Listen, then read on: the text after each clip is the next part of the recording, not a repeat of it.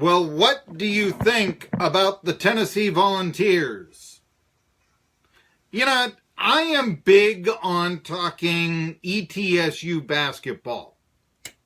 Theoretically, there are 351 teams that all play on the same level in college basketball. We know that's not really true. That is the misnomer of the NCAA tournament. Amidst the NCAA tournament is an intriguing mistress. The NCAA tournament allows a hick from the stick like Savannah State to go and be invited, like some guy in bare feet with a paper suitcase wins a trip to the Playboy Mansion and he thinks he's going to have a chance with one of the bunnies. Hey everybody, it's Marky Billson, your voice of choice for a new generation of Tri-City sports fans. The name of the program, Tri-City Sports Now on 1420 NBC Sports Radio Tri-Cities, where we own the Tri-Cities, and I'll tell you why in a minute. But the deal here is that, the Chicago States and the Savannah States and all those guys, theoretically they play at a 350, at one of the 351 levels, but they don't really. And you could have said that for ETSU for many, many years. Maybe not this one when they're getting top 25 votes. However, UT sweeping Kentucky, that's a big deal. It makes me wonder, however, how ETSU would have done if they played the Wildcats now and not back in November. Remember, ETSU had a 10-point lead in the early going against the Wildcats before falling to a double-digit loss, one of their only. It's very easy to say, oh, well, that means that Tennessee has a better team than ETSU, and theoretically they ought to. After all, they're in the SEC. But I just wonder what would happen if the two teams played now, and also if Kentucky isn't somehow slipping as the season goes on. Still big win. I know Tennessee fans being Tennessee fans, they get this thing, but it could be a number one seed. That's a bit too much. Anyway, going to be talking to Caleb Calhoun, Vol for Tennessee at 12:30 here. Talk a little bit at signing day, which is what I'm going to talk about here in just a second, as well as the Vols sweep, first since the late 90s, first in almost 20 years, against the Kentucky Wildcats. Even the Bruce Pearl Vols did not sweep Kentucky. Interesting. Also makes me wonder why the Jerry Green era down in Knoxville ended as quickly as it did. But I do want to talk about signing day, and I've talked about this a week ago, and maybe you even read it on on Medium or our 1420 NBC Sports Radio Tri-Cities Facebook page. But let me just begin by saying this, okay, since it's signing day. I'd like to think the Tennessee Volunteers fired Butch Jones for the Dre Bowles situation. I mean, I've been on record. I said that's when I would have axed him. Right then. I'd like to think UT fired Jones because he lied about injuries to reporters. Because he played Brett Kendrick with a concussion.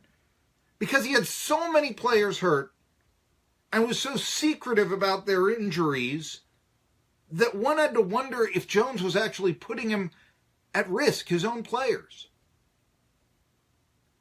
I'd like to think that Jones got fired because he left everyone twisting in the wind as far as who his starting quarterback was going to be to start the 2017 season.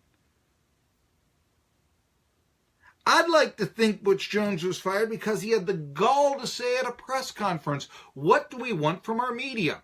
Or that he couldn't count to 14. But I don't think he was fired for any of those reasons, because otherwise he would have been fired at the point of that sin. No, I think he was fired not for those legitimate reasons, but because people thought the Vols should have won more games because of their recruiting rankings. And folks, that's ridiculous. Not to fire Butch Jones, but to put that much stock in recruiting rankings. It is signing day. And there are actually people who are concerned that a bunch of recruiting analysts with no background in coaching or media have ranked the Tennessee Volunteers, as of this morning, 24th in this year's recruiting class. Assuming no last-minute signings and that the rankings stay the same, this would mean the Vols will have recruited their worst class since Phil Fulmer's last season netted only the 35th best recruiting class in the country. And to this I say, phooey. Now, this isn't to say that the Vols class is underrated. It's not to say that the Vols class is overrated.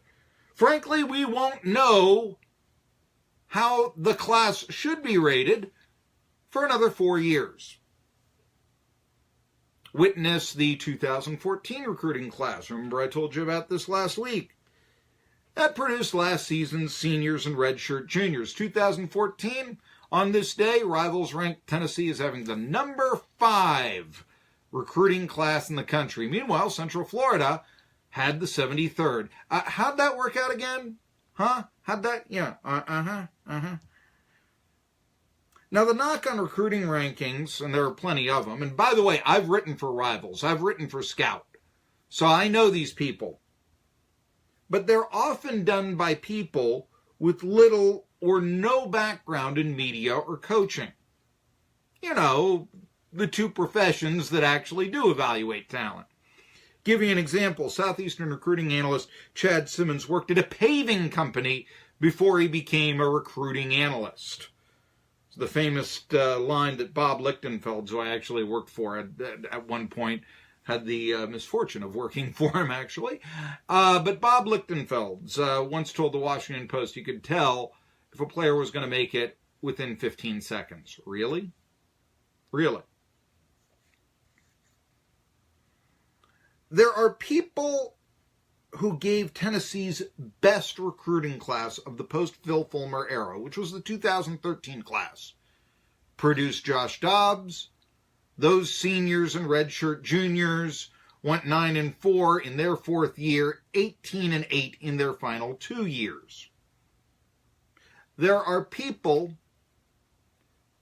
that ranked that 2013 recruiting class, best recruiting class Tennessee had, 21st in the country. Yet the class where the seniors went 4-8, they were number 5. You won't know for another 4 years, so don't go crazy on recruiting rankings. Georgia's number 1. They've knocked off Alabama. Yeah, I think Georgia has a chance to be the program of the future in the SEC. I really do. But I think that that's why they're being ranked number 1 in the recruiting rankings. Not necessarily any great evaluation of players that you can't evaluate at this time. Oh, sure, you can take the stopwatch out. He runs a 4.5. He runs a 4.340. I get that. Sure, you do too. But that's what you're ranking right now. That's what you're all excited about 40 times? You know, weight room stats? Because in so many ways, that's what the recruiting rankings are. It should be noted, by the way, that this year's class, as well as the 2013 class of the Vols, they both came after coaching changes, and also they came after the team had a losing record, which really does go to show you that oftentimes these recruiting rankings are based on reputation. Now, it's understandable that fewer great players will want to come to a 4-8 team than a national champion, okay? This isn't the NFL draft where the worst team drafts first. I get that. So it stands to reason if Tennessee is down, if who else had a losing record last year, if North Carolina is down, their recruiting will be down. But a lot of times in these recruiting sites that charge $10 a month to subscribe to them, what happens is that they know, in a case like Tennessee, after a 4-8 season, or for that matter, North Carolina after, 3-9 or so, their interest is down, hence the number of subscribers to a big orange recruiting site is going to be down, and hence there's less feeling of wanting to rank the Vols high. Again, you're not going to know for 4 years. How can you rank somebody when he's never played a college game? And to be brutally honest with you, no team's recruiting rankings over the years have probably meant less than the Tennessee Volunteers. Case in point, Derek Dooley era never produced a class rated less than 17th in the country. And yet it was 5 and 7 every year with Derek Dooley. Consider that. We can theorize that when the Vols were ranked 5th in recruiting in 2014, fan interest was being renewed. The Vols were beginning to win again. You know, they made the bowl game. Josh Dobbs had a bright future in front of him. But overrating the class of 2014, intentional or otherwise, kept fans in Knoxville and all of East Tennessee happy, and it kept subscribers coming to these various websites that charge $10 a month for premium content. So when you do hear, and it just came in, Georgia has the top recruiting class. And you know what? I'd rather have the top recruiting class in the 24th. Don't get me wrong. I understand that. But we're not going to know if it's 1st or 24th for 4 years. So don't go hog wild on this stuff, folks. You got to take it with a grain of salt. Case in point, this is a world in which Jimmy Clausen was ranked ahead of Cam Newton. And there are far more Bryce Browns ranked number 1 overall in recruiting rankings than there are Adrian Petersons. Don't believe me? Go through the records yourself. Look them up. I mean, there are a few nice players that have been ranked number 1. Adrian Peterson, Vince Young, Jadeveon Clowney. But there are a lot of Bryce Browns out there. There are a lot of, Ernie Sims. He was actually ranked ahead of Reggie Bush. How'd that work out? Anyway,